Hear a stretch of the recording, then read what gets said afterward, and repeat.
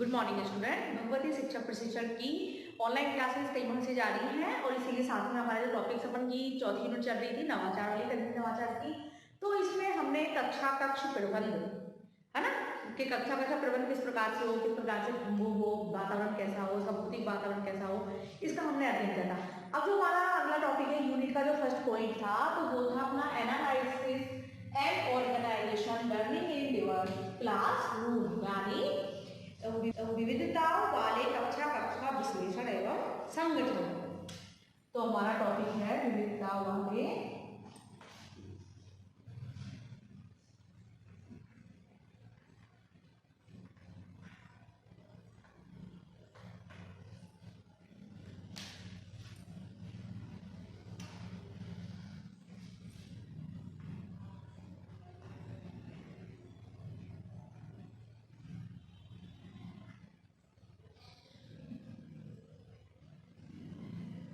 अधिगम का विश्लेषण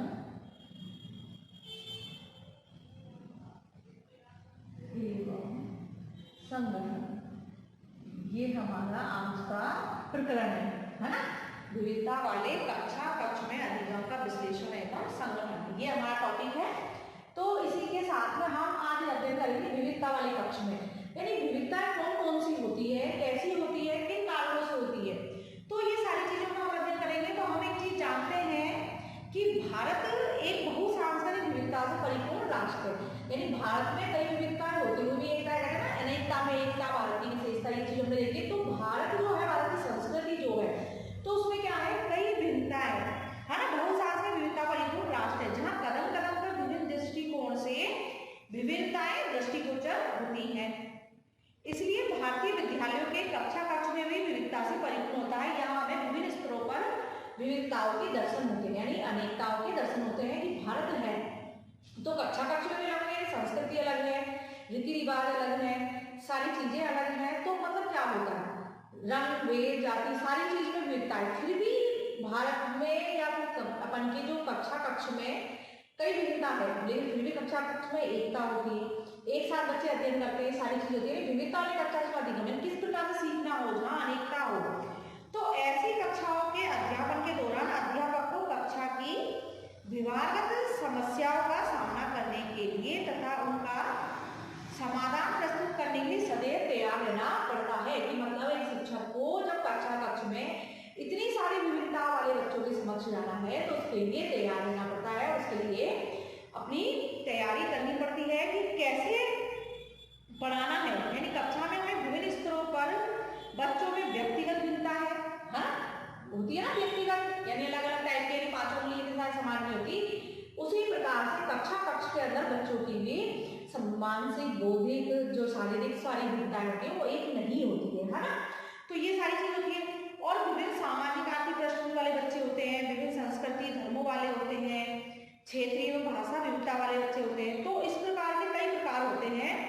फिर भी क्या होता है, कक्ष का जो विश्लेषण होता है तो विविधता को और समृद्ध करता है, यानी अनेक स्तर पर विविधता कक्ष में होती है, फिर भी इसमें एकता होती है। तो इसी प्रकार से आज हम इसमें देखेंगे कि कौन कौन से स्तर पर विविधता होती है। तो इसके हम पॉइंट देखेंगे, विविधता वाले कक्ष में अधिगम का विश्लेषण एवं संगठन कैसे होगा। तो इसको हम पॉइंट के माध्यम से समझेंगे, ठीक है। अब इसमें जो हमारा पहला है, बच्चों में व्यक्तिगत भिन्नता। बच्चों में व्यक्तिगत विविधता या भिन्नता, ठीक है। तो व्यक्तिगत विविधता कैसे है, व्यक्तिगत विविधता कैसे है, या तो इसको विविधता कर सकते हो या विविधता, ठीक है। तो बच्चों के बच्चे शारीरिक मानसिक सब तरीके से अलग होते हैं, है ना, होते हैं ना, क्योंकि अपन इसमें पढ़ाया कि भारत एक बहुसांस्कृतिक एवं विविधता से परिपूर्ण राष्ट्र है। तो इसी प्रकार से सभी शिक्षा शास्त्रियों का कथन है कि बालकों की शिक्षा देते समय उनकी व्यक्तिगत विविधता का ध्यान रखा जाना चाहिए। सभी लोग इस तथ्य से परिचित हैं कि कोई भी दो व्यक्ति जो एक जैसे होते हैं, है ना, उनमें दैहिक और बौद्धिक दृष्टि से अंतर रहता है। यदि कक्षा में 50 से 60 तक बालक होते हैं या फिर 40 से 50 भी हो सकते हैं, कितने भी बालक हो सकते हैं, तो वे सभी दृष्टियों में एक दूसरे से भिन्न होते हैं। जब अध्यापक औसत बालक को सामने रख के ही शिक्षा की व्यवस्था करता है तो उसके दो दुष्परिणाम होते हैं। ठीक है, वितर्क जब शिक्षक करेगा तो कौन से होते हैं, तो कैसे होते हैं, क्योंकि मेधावी बालक होते हैं वो जल्दी सीख जाते हैं ना, और फिर जो फालतू समय होगा उसमें वो क्या करेंगे, खेलने लग जाएंगे या कुछ भी करते रहेंगे। और मेधावी वाले क्या, अध्यापक को बताएगी बातों को जल्दी ग्रहण कर लेते हैं और बाकी समय शरारतें करते हैं या गप्पे लगाते हैं। ठीक है, और दूसरा कारण क्या होता है, जो दुष्परिणाम है इसका, तो सामान्य बुद्धि बालक पाठ्य सामग्री को ठीक से जल्दी ग्रहण नहीं कर पाते। यदि बालक को दी जाने वाली शिक्षा को सफल बनाना है तो ये नितांत आवश्यक है कि उनकी व्यक्तिगत को मतलब भिन्नता को सामने रखकर उन्हें शिक्षा प्रदान की जाए। ठीक है, तो हमने क्या समझा कि बच्चों को व्यक्तिगत भिन्नता या विभिन्नता, तो इसमें क्या था, एक तो मेधावी बालक के दुष्परिणाम जो होते हैं, एक साथ में अगर अध्यापक शिक्षण कार्य करा रहे हैं बच्चों को तो विभिन्नता होती है कि कक्षा में 40 से 50 हो, 50 से 60 हो, 35 से 70 हो, ऐसे बच्चे हो, तो उसमें क्या होता है, सारे बच्चे एक समान नहीं होते। लगते हैं कि हाँ सेम डिफरेंट एज के होंगे, कोई अलग उसका होगा, 1 साल का अंतर होगा, लेकिन फिर भी वो बच्चों में कई अंतर होते हैं। कोई बुद्धि जो शिक्षक पढ़ा रहे हैं बहुत जल्दी कैच कर लेता है, बहुत जल्दी सीख जाता है, और कई बालक कितनी जल्दी नहीं सीख पाते। तो मेधावी बालक और सामान्य बालक दोनों तरह के बालक होते हैं, लेकिन फिर भी एक शिक्षक क्या करता है, उसमें सभी बच्चों को समान रूप से देखता है, समान रूप से ही शिक्षा की व्यवस्था करता है। तो इसी प्रकार से क्या होता है, ये सारी विभिन्नता हो गई। तो उसमें जो मनोवैज्ञानिक जो है, जो व्यक्ति विभिन्नता को अत्यधिक महत्व देते हैं, उनका विश्वास है कि इन विभिन्नताओं का ज्ञान प्राप्त करके, मतलब भिन्नता को ध्यान रख के शिक्षक अपने छात्रों को क्या करेगा, एक साथ उनमें शिक्षण का कार्य करेगा और उनकी वास्तविक जो आवश्यकता है उसके अनुकूल उनको बनाएगा। तो हमने ये सारी चीज देखी, और व्यक्तिगत शिक्षण की व्यवस्था करी जाती है, सभी विद्यार्थियों को एक साथ में देखकर की जाती है। उनमें मतलब विद्यालय में क्रियान्वित की जानी चाहिए, मतलब जो अपन की व्यक्ति भिन्नता है उसको देखते हुए और उस भिन्नता को दूर करते हुए एक साथ शिक्षण का कार्य करना चाहिए। क्योंकि जो अपने विचारक है किरो एवं किरो, उन्होंने बताया कि विद्यालय का ये कर्तव्य है कि वह प्रत्येक बालक के लिए उपयुक्त शिक्षा की व्यवस्था करे, भले ही वे अन्य सब बालकों से कितना ही भिन्न क्यों ना हो। सारे बालकों को मतलब अगर भिन्नता भी है तो सभी बालक को एक साथ ही शिक्षण का कार्य कराए, कौन, शिक्षक। यानी विद्यालय भी हो तो विद्यालय में बालक को इस प्रकार से शिक्षा दी जाए, यानी बच्चों में व्यक्तिगत विविधता या भिन्नता को देखते हुए भी शिक्षण कार्य एक साथ संपन्न कराया जाता है। तो विविधता वाली कक्षा अधिगम विश्लेषण संग्रह 1.2 इसका ये हो गया कि बच्चों में किस किस प्रकार की विभिन्नता पाई जाती है। तो इसमें बालकों में रुचि का अलग होता है, रुचि होती है तो हर बालक की रुचि अपनी अलग होती है नहीं होती है। यानी हमारे जो देश समाज में है तो शिक्षक का कर्तव्य फिर भी क्या है कि अधिकतम विषय का अध्ययन करा जाए, बच्चों को सारी चीज सिखाई जाए। अगर किसी बच्चे की मैथ कमजोर है लेकिन फिर भी उसको मैथ पढ़ाई जाए, अच्छे से सिखाया जाए, यानी कमजोरियों को दूर करना। और कई भी क्या होता है, शारीरिक दोष भी होते हैं, जैसे कई बालकों को कम दिखाई देता है, कम सुनाई देता है, कई कुपोषित बालक होते हैं, और विद्यालय में मतलब हर तरह के बालक होते हैं। तो क्या करना चाहिए कि उनको डॉक्टर की व्यवस्था की जाए, जिससे कि उनकी जो कारण है उसको निवारण के लिए उसमें हो, जिससे कि व्यक्ति भिन्नता को दूर किया जा सके। कईयों में पाठ्यक्रम संबंधी होती है, रुचियों संबंधी होती है, यदि बालक बालिकाएं होती है तो बालिकाओं की पसंद अलग होती है, बालकों की अलग होती है। इस प्रकार से बच्चों में कई प्रकार की भिन्नताएं पाई जाती है। ठीक है, तो हमने इसको समझ लिया कि बच्चों में व्यक्तिगत भिन्नताएं किस किस प्रकार से पाई जाती है, शारीरिक में होती है, पाठ्यक्रम संबंधी होती है, रुचि संबंधी होती है ना। तो इसमें आप लिख सकते हो पाठ्यक्रम संबंधी, रुचि, शारीरिक, मानसिक, काफी चीजों में इसमें भिन्नता पाई जाती है ना। मानसिक है ना, और लिंग संबंधी भी है, कक्षा और व्यक्तिगत शिक्षण में सभी प्रकार की भिन्नताएं पाई जाती है। इसके अंदर काफी पॉइंट आ जाते हैं। तो पहला पॉइंट इनका इसमें ये हो गया है कि बच्चों में व्यक्तिगत विविधता कैसे पाई जाती है, यानी विविधता वाले कक्षा में अधिगम का विश्लेषण, इस वाले में पहला पॉइंट है।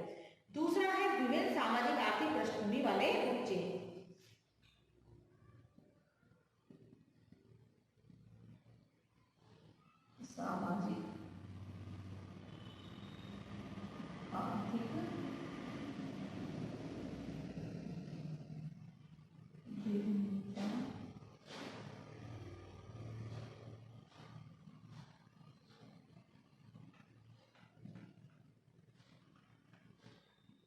क्योंकि कक्षा कक्षा में बच्चे होते हैं तो इनकी विविधता को देखा जा रहा है कि कैसी वाले बच्चे होते हैं, विभिन्न सामाजिक आर्थिक विभिन्नता वाले या फिर पृष्ठभूमि वाले बच्चे। तो क्या होता है इसके अंदर, तो कक्षा कक्ष में आने वाले बच्चे विभिन्न सामाजिक आर्थिक पृष्ठभूमि वाले समूह से संबंधित होते हैं। इनमें बच्चे सामाजिक आर्थिक रूप से सक्षम होते हैं। इसके विपरीत कई बच्चे सामाजिक और आर्थिक रूप से कमजोर होते हैं। जो बच्चे कमजोर समूह से आते हैं उनमें आत्मविश्वास की कमी होती है। इसलिए अध्यापक को चाहिए कि ऐसे बच्चों में सकारात्मक व्यवहार करते हुए वह आत्मविश्वास की वृद्धि का प्रयास करें कि इस समूह के प्रतिभाशाली बच्चों के लिए छात्रवृत्ति व्यवस्था भी की जानी चाहिए। कई बार है ना, गरीब जो बच्चे होते हैं तो उनके लिए कई योजनाएं सरकार द्वारा दी जाती है कि छात्रवृत्ति वगैरह दी जाए, जिससे कि बच्चे अपनी पढ़ाई अच्छे से कर सकें सारी चीजें। क्योंकि एक कक्षा में जरूरी नहीं है कि सामाजिक और आर्थिक रूप से सब मजबूत हो, उनकी आर्थिक स्थिति मजबूत हो। तो इसी वजह से तो जो स्कूल वगैरह चलते हैं तो उनमें सभी बच्चों के लिए एक समान यूनिफॉर्म बनाई वेशभूषा दी जाती है, बनाई जाती है, जिससे कि बच्चों में जो ये अंतर है, आर्थिक रूप का अंतर है, वो खत्म हो जाए। इस वजह से एक यूनिफॉर्म बुलाया जाता है। लेकिन फिर भी कई बच्चे ऐसे होते हैं आर्थिक में कमजोर होते हैं, वो शिक्षा खर्चा नहीं उठा सकते करके, तो सरकारी तरफ से उनको स्कॉलरशिप की व्यवस्था होती है जिससे कि अपनी पढ़ाई को जारी रख सके। निःशुल्क किताबें दी जाती हैं और कई व्यवस्थाएं उनके लिए की जाती है। सरकारी योजना है काफी, कई फीसों में छूट होती है। तो इस प्रकार से कई प्रकार की एक बच्चे कक्षा कक्ष में है तो विभिन्न सामाजिक रूप से भी अलग होंगे वो और आर्थिक विभिन्नता वाले बच्चे भी होंगे। तो इस प्रकार से बच्चों में जो है, तो इसमें अध्यापक को यही चाहिए कि जो भी बच्चे हैं उनके साथ सभी के साथ समान व्यवहार किया जाए और उनको एक साथ ही शिक्षा व्यवस्था और एक प्रकार की एक समान शिक्षा दी जाए। तो दूसरा पॉइंट हो गया कि मतलब से बच्चे हैं तो इनके लिए कई योजना है, लेकिन ये नहीं जरूरी नहीं है कि सभी बच्चे एक ही समाज से हों और सभी एक ही आर्थिक स्थिति के हो। सभी बच्चे अलग अलग होते हैं और इनमें विभिन्नता पाई जाती है। तीसरा है विभिन्न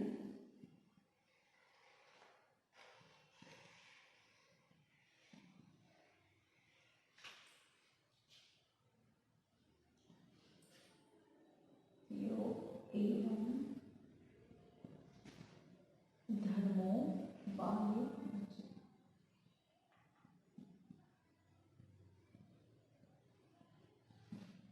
अपन का अगला टॉपिक है विविध संस्कृति एवं धर्म वाले बच्चे। ये तो अपन जानते ही भारत बहुत सांस्कृतिक बहुधार्मिक राष्ट्र है, ये तो मालूम है कि बहुत सारे धर्म है। यहाँ पर विभिन्न समूह संप्रदाय के लोग निवास करते हैं। इन समूह और संप्रदाय की संस्कृति में भिन्नता पाई जाती है। हर समूह और संप्रदाय के आदर्श, मूल्य, वेशभूषा, रहन सहन, रीति रिवाज, परंपराएं, खान पान, सभी चीज में मतभेद होता है कि नहीं होता है। यानी विभिन्न संस्कृति है, विभिन्न धर्म वाले हैं, कोई हिंदू, मुस्लिम, सिख, ईसाई सभी है ना। जानते हैं ना, बहुराष्ट्र जो भारतवर्ष है बहुधर्मी भी है और बहुसांस्कृतिक भी है। तो ये राष्ट्र अपन का ऐसा है जहाँ पर सभी तरह के लोग पाए जाते हैं, है ना। तो विभिन्न संस्कृति को मानने वाले होते हैं, धर्म मानने वाले होते हैं। तो इसमें फिर भी ये है कि कितने भी धर्म के हो, सारे बच्चे कक्षा कक्ष में एक समान रहते हैं और एक समान दृष्टि से ही शिक्षक का व्यवहार होता है। तो ये सारी चीज होते हुए भी क्या होता है, कक्षा कक्ष में वही शिक्षण कार्य बराबर होता है, शिक्षण व्यवस्था वही होती है, शिक्षण कार्य वही होता है। तो इसमें कोई भी होता है, लेकिन फिर भी इनके अंदर किसी भी प्रकार का क्या भिन्नता और एक शिक्षक इनमें नहीं मतभेद नहीं करता। यानी सभी संप्रदाय को परस्पर मानते हैं और सभी को समान दृष्टि से देखा जाता है। और बच्चों में अंदर सांस्कृतिक भावना को विकसित करने का क्या करते हैं कि हमारी संस्कृति को समझे वाले, लेकिन उनमें भेदभाव ना करें, ये सारी चीजों को सिखाया जाता है। सभी धर्मों को मानने के लिए बताया जाता है कि सभी धर्मों को सम्मान करना चाहिए, सभी संस्कृति को भी अपनाना चाहिए, सारी चीजों को देखना चाहिए, लेकिन किसी में भेदभाव की भावना नहीं आनी चाहिए। क्योंकि जो अंतर सांस्कृतिक भावना का अर्थ मतलब ऐसा जो है, जो शब्द है, तो इस दृष्टिकोण के विकसित हो जाने से है जिसके अनुसार व्यक्ति अपनी निजी संस्कृति के संकीर्ण दृष्टिकोण से ऊपर उठकर अपने देश और विश्व की विभिन्न संस्कृतियों के उन समान तत्वों की खोज कर डालता है जिसके मध्य से किसी देश की विभिन्न संस्कृति को एक राष्ट्रीय संस्कृति में बांधा जा सकता है। यानी अलग अलग संस्कृति है। दूसरा, जैसे कई रीति रिवाज, परंपराएं ऐसी होती हैं जब व्यक्ति दूसरी जगह जाता है, दूसरे धर्म में चला जाता है तो वहाँ की संस्कृति का सीख जाता है, तो उसको सीख के वो अपनी पूरी संस्कृति में मिलाता है, तो क्या होता है, सब मिलजुल जाती है, तो वो एक राष्ट्रीय संस्कृति के रूप में जानी जा सकती है। तो इस वजह से सभी संस्कृति को अपनाते हैं, सभी धर्म के लोग रहते हैं, सारे बच्चे एक साथ साथ होते हैं, लेकिन फिर भी उनमें भिन्नता होते हुए भी एकता होती है। मतलब समझाने का मतलब इसमें यही है कि विभिन्नता वाले बच्चे हैं, फिर भी एक कक्षा में साथ में पढ़ते हैं और साथ में वो अध्ययन कार्य करते हैं। चौथा है क्षेत्रीय एवं भाषाई विविधता वाले बच्चे। क्षेत्रीय एवं भाषाई विविधता वाले बच्चे।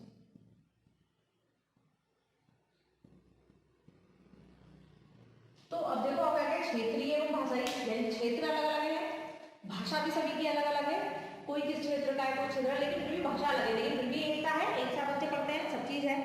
लेकिन जो अपन की भाषा होती है, तो वर्तमान में जो अपन देख रहे हैं, तो कई ऐसे होते हैं कि कोई कुछ लोग कई क्षेत्र से दूसरे क्षेत्र में आ जाते हैं, तो वो वहाँ की भाषा सीख जाते हैं और अपनी भाषा भी रहती है उनकी, तो फिर भी वो पढ़ते हैं तो उनकी कौन सी भाषा होती है, जो भाषा अपन की है, देश की भाषा है, उसी भाषा में पढ़ते हैं। लेकिन आजकल यही है कि आजकल जो नई राष्ट्रीय शिक्षा नीति उसमें यही कहा गया है कि बच्चे जो प्राइमरी लेवल होगा तो उसमें मातृभाषा जो होगी, जो क्षेत्रीय उसकी भाषा है, मातृभाषा है, उसमें ही अध्ययन कार्य कराया जाएगा।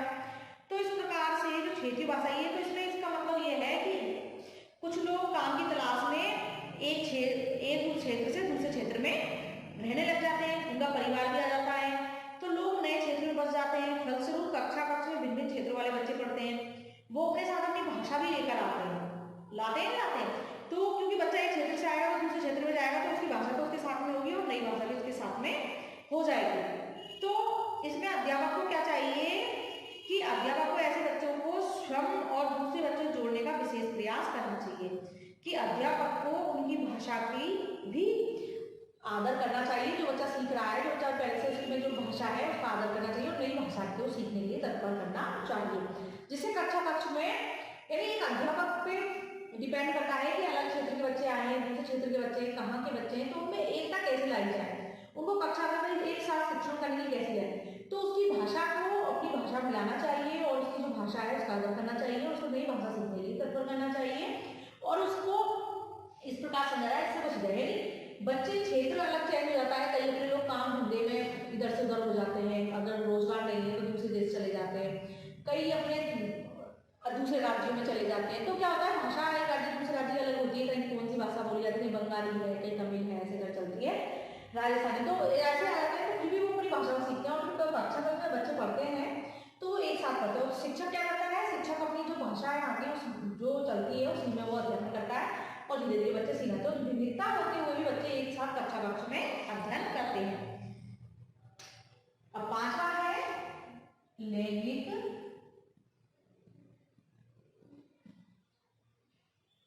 विभिन्नता वाले बच्चे।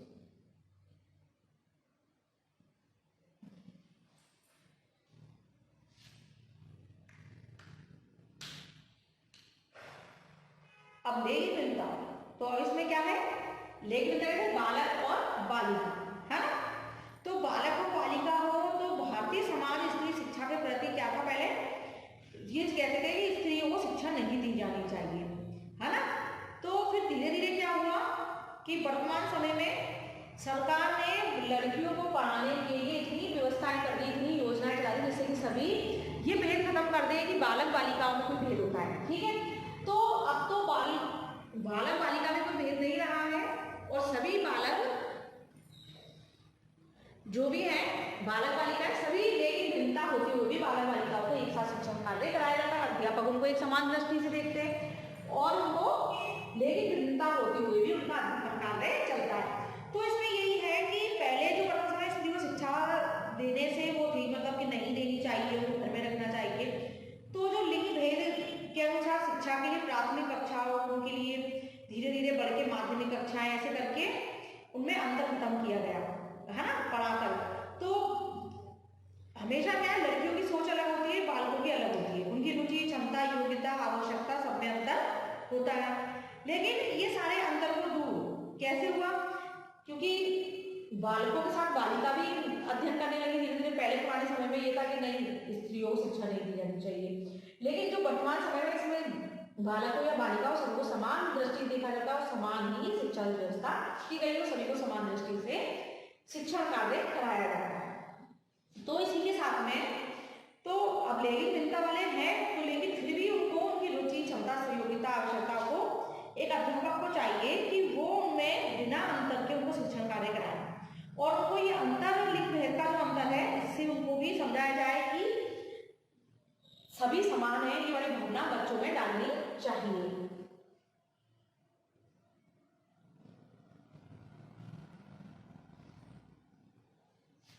तो इसी प्रकार से अपने 5 पॉइंट हो गए। अब अपना लास्ट पॉइंट है इसका जो है विविधता वाले कक्षा कक्ष में अधिगम का विश्लेषण।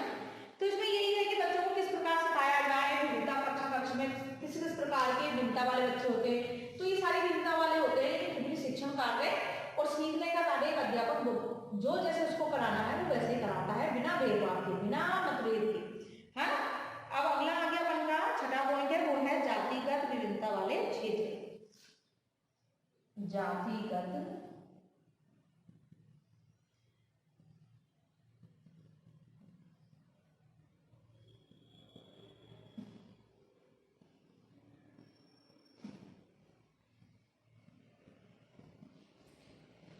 अब जातिगत विभिन्नता मालूम है कि जातिगत समाज में कई जाति के लोग, कई वर्ग के लोग रहते हैं, है ना।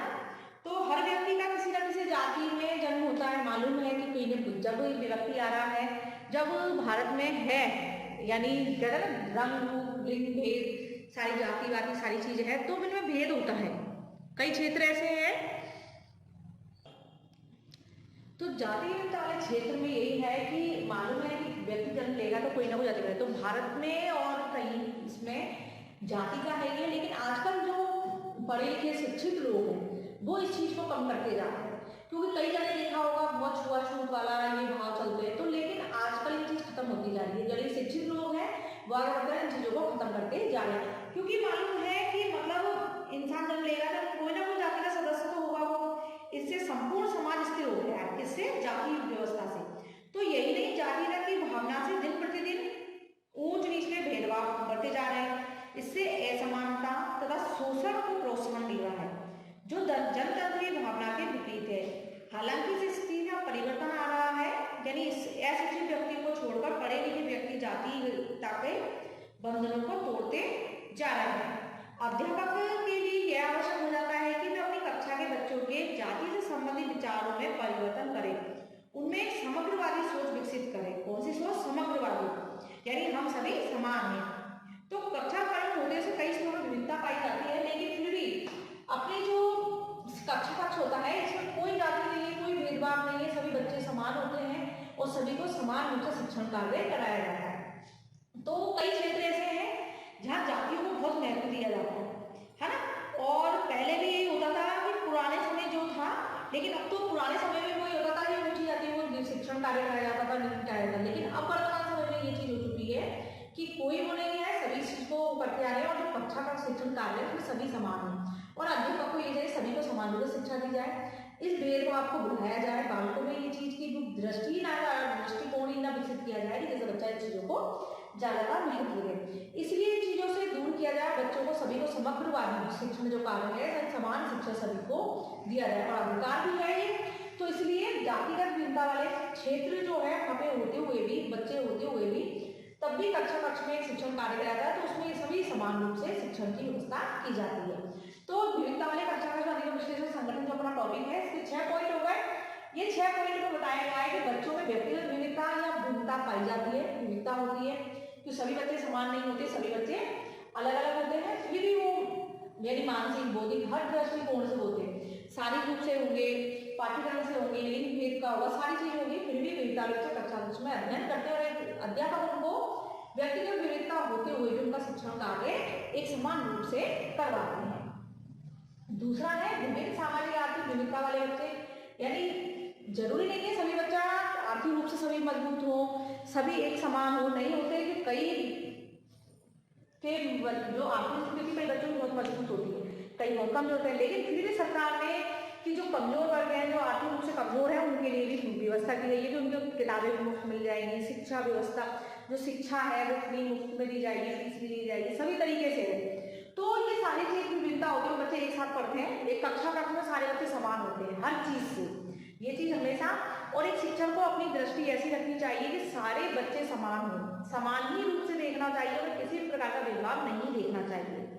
तो दूसरा पॉइंट बन गया था। और विभिन्न संस्कृत धर्म वाले बच्चे, मतलब ये मालूम है कि हर इंसान के धर्म अलग है, संस्कृति अलग है, उनकी सोच अलग है, लेकिन फिर भी बच्चे एक कक्षा में बैठते हैं तो उनकी सारी चीज एक हो जाती है, एक समान हो जाते हैं, उनमें समानता की भावना होती है। तो ये सारी चीज हो गई, ये 6 पॉइंट हो गए अपने। सब क्षेत्रीय भाषी विविधता वाले बच्चे हो गए, लिंग विविधता वाले, जातिगत विविधता वाले। तो हमने ये सारी चीज का देख लिया कि विविधताएं कौन कौन सी होती है, कैसी होती है। इन सारी चीजों के होते हुए भी जो कक्षा में जो शिक्षण का कार्य कराया जाता है, सीखने सिखाना है, मतलब बच्चों को सिखाने का कार्य किया जाता है, शिक्षण व्यवस्था जो है उसमें सभी में समानता है। और इन सभी स्तरों पर, ये सारे स्तर होने पर भी कक्षा कक्ष में समान रूप से शिक्षण कार्य चलता है। तो जो हम देख रहे थे, चौथी यूनिट अपन की चल रही है, इसमें हमने पहले कक्षा कक्ष प्रबंध और विश्लेषण और संगठन ये देखा था। तो जो तकनीकी नवाचार के कारण शिक्षण अधिगम की नवीन प्रवृत्तियां हैं, तो ये नवाचार है। नवाचार है ना कि पुराने समय में जो होता था वो बिल्कुल नहीं होता, बच्चा स्वतंत्र है, सारी चीज अलग बदल चुकी है।